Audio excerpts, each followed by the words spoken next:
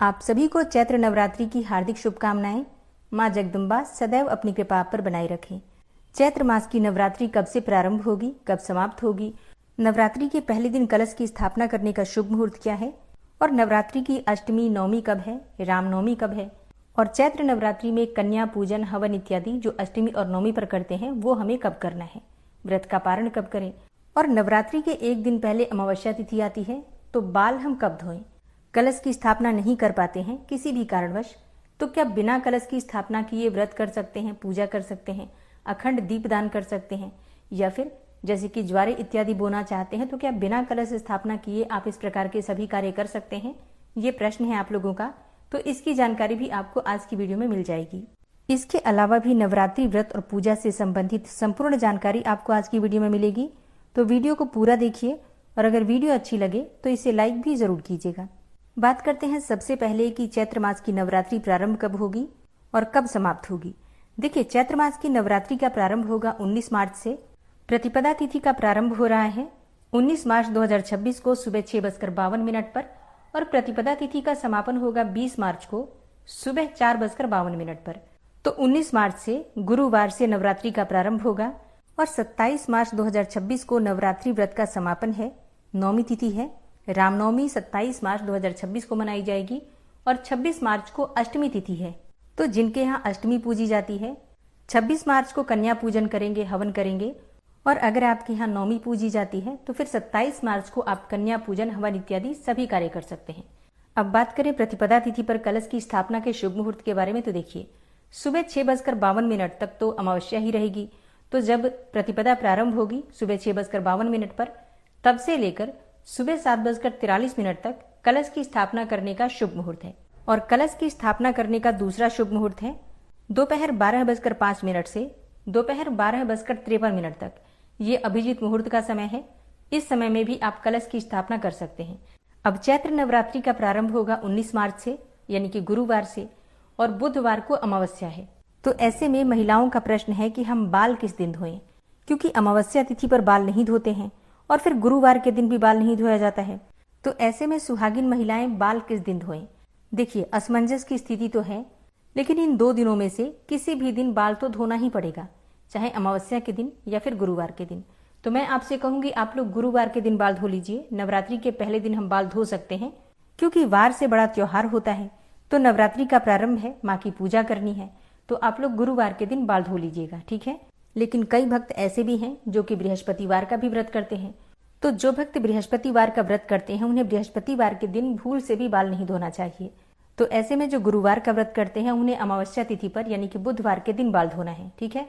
तो नवरात्रि 19 मार्च से गुरुवार से प्रारंभ होगी, तो आप बुधवार को या फिर बृहस्पतिवार को किसी भी दिन बाल धो सकते हैं, कोई ऐसी समस्या नहीं है। बस मन में किसी प्रकार की शंका या संशय मत रखिएगा, ठीक है। अच्छा, कई भक्त ऐसे भी हैं जिनके यहाँ सूतक पातक लगा हुआ है, मतलब किसी का जन्म हुआ है या फिर किसी की मृत्यु हुई है, तो ये एक प्रकार का सूतक होता है। इस समय में आप व्रत नहीं कर सकते हैं, पूजा नहीं कर सकते हैं, किसी भी प्रकार का अनुष्ठान नहीं कर सकते हैं सूतक और पातक की अवस्था में। तो जब तक सूतक पातक है तब तक आप लोग पूजा मत कीजिएगा, और जब घर का शुद्धिकरण हो जाता है, सूतक पातक समाप्त हो जाता है, उसके बाद आप माता रानी की पूजा कर सकते हैं।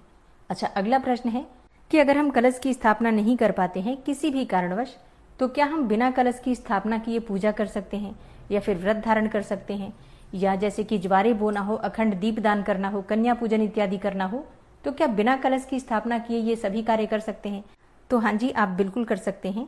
मतलब किसी भी कारणवश कलश की स्थापना आप नहीं कर पाते हैं तो भी आपको विधि विधान से सुबह और शाम दोनों समय माता की आरती करनी है, भोग लगाना है, और श्रद्धा भाव से धूप, दीप, अक्षत पुष्प इत्यादि सभी चीजें अर्पित करके विधि विधान से पूजा करना है, ठीक है। आप ज्वारे भी बो सकते हैं, अखंड दीपदान भी कर सकते हैं, व्रत भी धारण कर सकते हैं, और कन्या पूजन, हवन इत्यादि ये सभी कार्य कर सकते हैं। अच्छा, कई भक्त हैं जो कि व्रत नहीं करते हैं लेकिन कलश की स्थापना करना चाहते हैं, तो हाँ जी, आप अगर व्रत नहीं भी करते हैं तो भी आप कलश की स्थापना कर सकते हैं। चाहे तो पहले दिन और अंतिम दिन, मतलब पहले दिन प्रतिपदा तिथि पर और अष्टमी या नवमी तिथि पर व्रत धारण करके आप बाकी के दिन बिना व्रत किए भी पूजा कर सकते हैं। बस इतना ध्यान रखिए, पूरी नवरात्रि में आपको किसी भी प्रकार से लहसुन, प्याज, मांस, मदिरा इन सभी चीजों का सेवन नहीं करना है। अगर आप व्रत नहीं भी करते हैं तो भी आपको शुद्ध और सात्विक भोजन लेना है।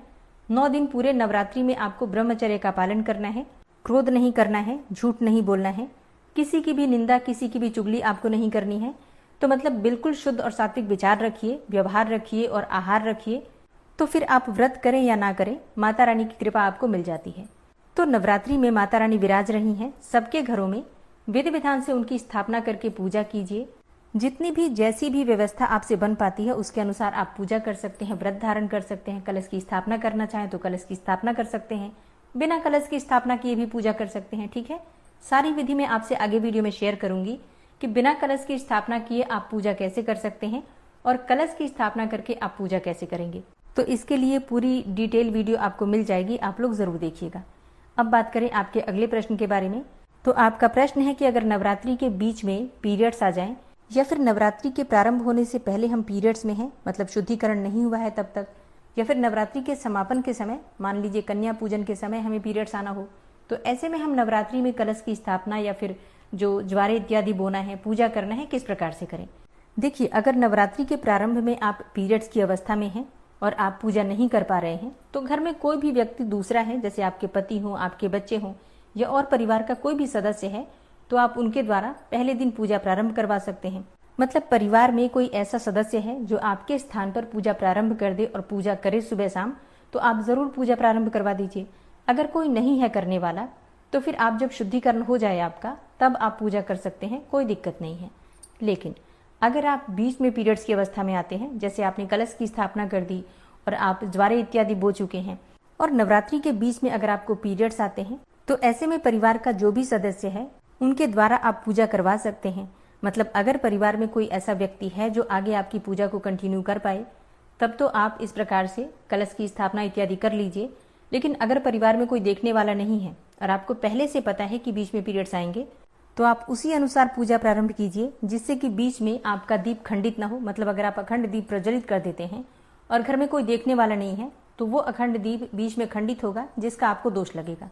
तो ये मत कीजिएगा। बाकी आप सुबह शाम पूजा कर सकते हैं और फिर पीरियड्स के दौरान आप मंत्र जप इत्यादि मानसिक रूप से कर सकते हैं। कथा आप मोबाइल पर सुन सकते हैं, मंत्र आप मोबाइल पर सुन सकते हैं। ठीक है, तो पीरियड्स को लेकर इतना परेशान नहीं होना है। इस प्रकार की समस्याएं आती हैं, बस हमें इतना ध्यान रखना है कि जो समय पीरियड्स का है उसमें मानसिक जप कीजिए और जिस समय में आप शुद्ध हैं उस समय में विधि विधान से माता रानी की पूजा कीजिए, आराधना कीजिए। और अगर नवरात्रि के अंतिम दिनों में, जैसे कि अष्टमी, नवमी पर आप पीरियड्स की अवस्था में आते हैं, तो फिर कन्या पूजन आप परिवार के सदस्यों द्वारा करवा सकते हैं अगर कोई है तो।